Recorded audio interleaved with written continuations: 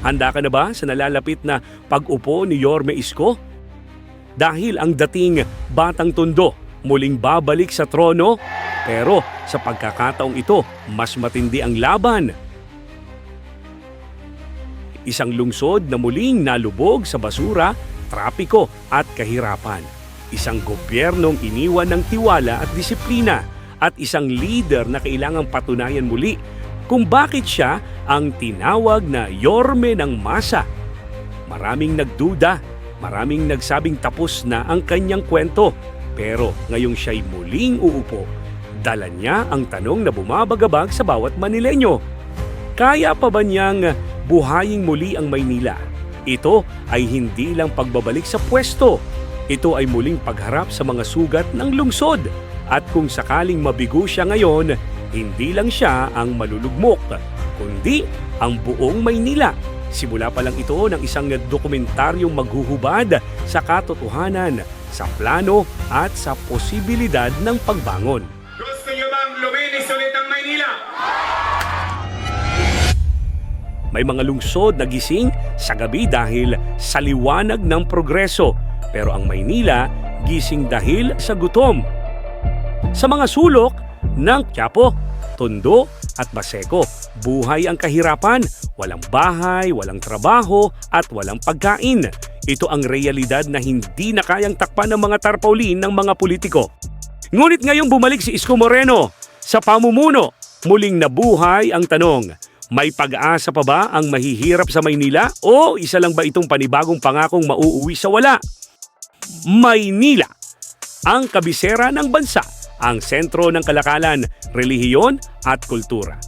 Ngunit sa likod ng makukulay na ilaw at makasaysayang pader, naroroon ang mundong hindi ipinapakita sa mga turista. Isang mundong puno ng dumi, gutom at desperasyon. Habang umaarangkada ang modernong Maynila, milyon ang naiiwan sa laylayan. Sa bawat kariton na ginawang tahanan, sa bawat batang natutulog sa ilalim ng tulay, umiiyak ang katotohanan. Ang kahirapan sa Maynila ay hindi lamang problema, ito ay sistematikong sugat. Kaya ngayong bumalik si Isko Moreno sa puwesto, maraming umaasa. Umaasang muli niyang bubuhayin ang mga pangarap ng masa. Pero sapat ba ang kanyang mga plano para tuluyang tapusin ang kahirapan? Ito ang istorya ng isang lungsod sa bingit ng pagkalunod at ng isang leader na pilit sumisisid para iahon ito. Araw-araw, libu-libong pamilya ang natutulog sa bangketa, estero at gilid ng riles. Sa ilalim ng LRT, may mga pamilyang walang sariling bubong, kundi karton at trapal. Maraming bata ang hindi na umaabot sa grade 3 dahil mas pinipiling mamalimos kaysa pumasok sa paaralan. Sa Divisoria, may mga batang kargador, 10 taong kulang pa lang, buhat na ang bigat ng mundo. Ayon sa datos ng Philippine Statistics Authority, 1 sa 4 na residente ng Maynila ang nabubuhay sa ilalim ng poverty line. Sa populasyong higit 1.8 milyon, higit 400,000 katao ang hirap na hirap makatawid sa isang araw. Ang kita ng marami, 100 piso sa isang araw, kulang pa sa isang kain ng pamilya. Hindi lang ito tungkol sa pera, ito ay tungkol sa access. Access sa edukasyon, access sa kalusugan, access sa oportunidad. Ang kahirapan sa Maynila ay hindi lang dahil sa kulang ang kita, kundi dahil sa kulang ang tulong. At sa harap ng pandemya, baha at trapiko, ang pinakaapektado ay ang kapus palad. Habang may mga negosyong muling bumangon, may mga pamilyang hindi na muling nakakabangon muli sa pagkakalugmok. Ang kahirapan ay naging generational curse na para sa marami, minana mula sa lolo, ipapamana sa apo. Bilang alkalde, isinulong ni Isko ang mga proyektong para sa masa. Pinakatampok ay ang base community housing, mga disente at libreng pabahay para sa informal settlers. Sa ilalim ng kanyang pamumuno na ilunsad ang Build, Build, Build Manila version na nagbigay ng disenteng tahanan sa libu-libong pamilya. Nagpatayo rin siya ng mga bagong health centers at pinahusay ang ospital ng Maynila.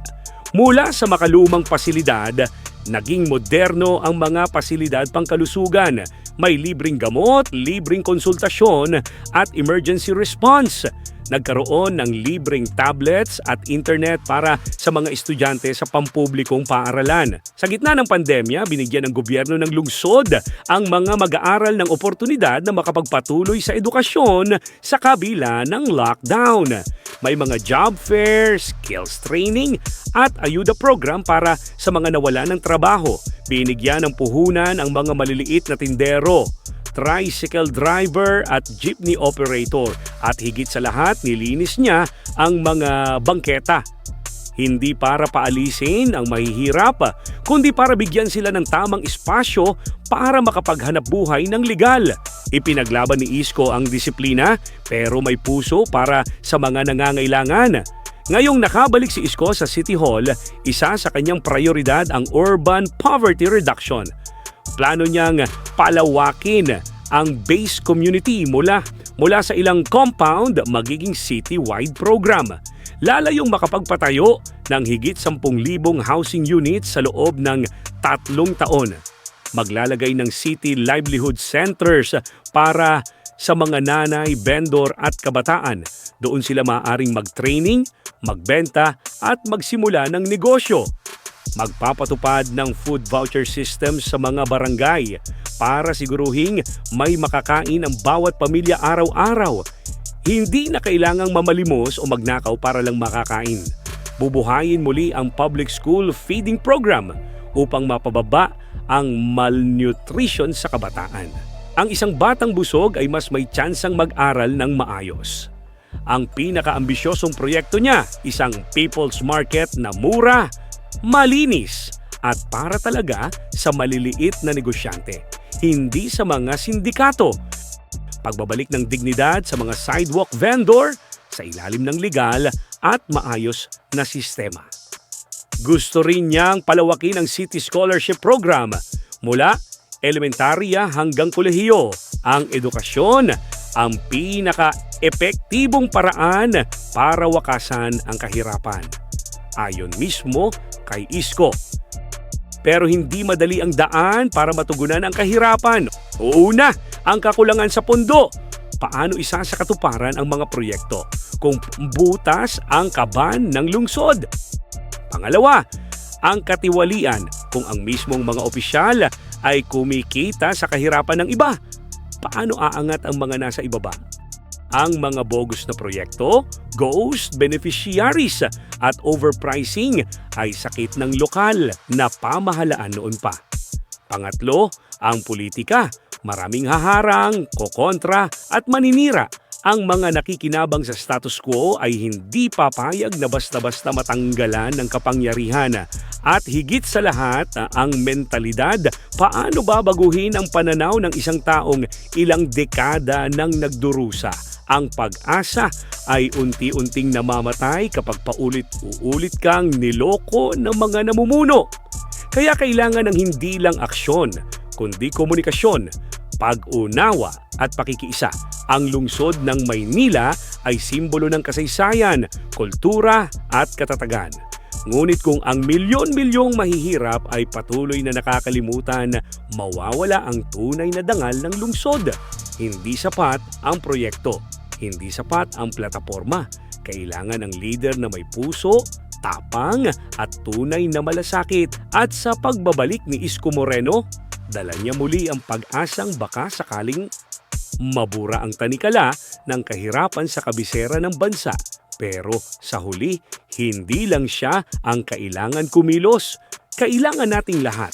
Ang laban sa kahirapan ay laban nating lahat. At kung magtatagumpay tayo, hindi lang si Isko ang bayani, kundi ang buong sambayanang Pilipino.